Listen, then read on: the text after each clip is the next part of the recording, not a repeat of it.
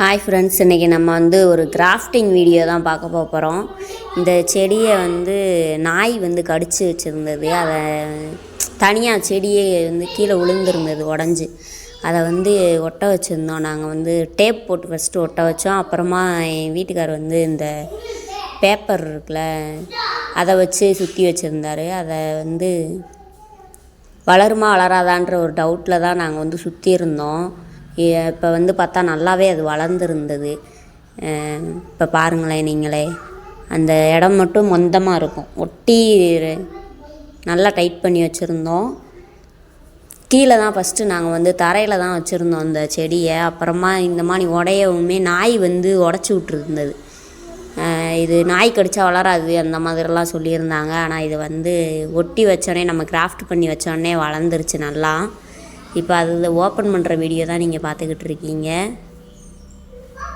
பாருங்கள் எந்த அளவுக்கு டைட்டாக சுற்றி இருந்தோன்னு. அது நல்லா வளர்ந்துருக்கு.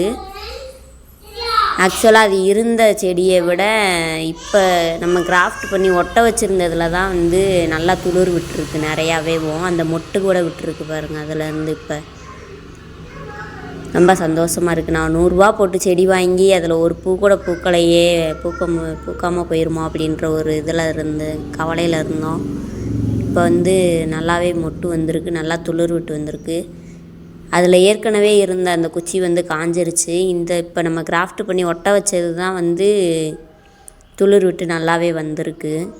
இதுக்கு நான் வந்து தண்ணி வந்து அரிசி கழுவின தண்ணியும் டீ தூள் இருக்கும்ல, காய்ச்சி நம்ம டீ போடுவோம்ல, அந்த தூளையும் தான் நான் வந்து இதில் போட்டுக்கிட்டு இருந்தேன். நல்லாவே வளர்ந்துருக்கு. நீங்களும் உங்கள் வீட்டில் இந்த மாதிரி உடஞ்ச செடி இருந்துச்சுன்னா அதை எடுத்து ஒட்ட வச்சு பாருங்கள், நல்லாவே வருது. நான் கூட நம்பிக்கை இல்லாமல் தான் இருந்தேன். பரவாயில்ல, இப்போ இந்த அளவுக்கு நல்லா இருக்குது.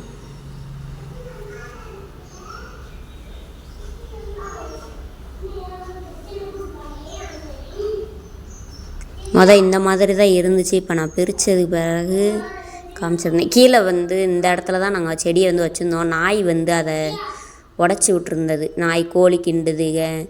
இந்த இடம்லாம் பார்த்தா பட்ரோஸ் வச்சுருந்தோம். அந்த மாதிரி நல்லா வளரும்னு நினச்சோம். வெளியில் நாங்கள் வச்சுருந்தோம் பட்ரோஸ், அது மாதிரியே வளரும்னு நினச்சி ஒரு ஆசையில் வச்சோம். பார்த்தா எல்லாமே கோழி பராண்டிருச்சு.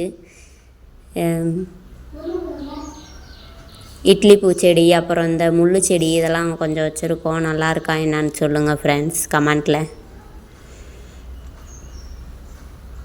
இந்த மாதிரி செடிகள்லாம் வளர்க்குறது யாருக்கெல்லாம் ரொம்ப பிடிக்கும்னு சொல்லுங்கள்.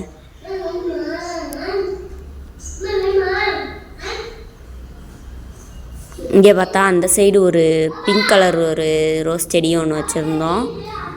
இப்போ கொஞ்சம் மழைக்கு அதுக்கும் நல்லாவே வளர்ந்துருக்கு. இந்த மாதிரி வெளியில் வச்ச மாதிரியே வீட்டுக்குள்ளேயே வளர்க்கலாம் அப்படின்னு சொல்லிற ஒரு ஆசையில் தான் வச்சுருந்தோம். பார்த்தா அது எல்லாமே கோழி பராண்டிருச்சு, கொத்தி தின்றுச்சு.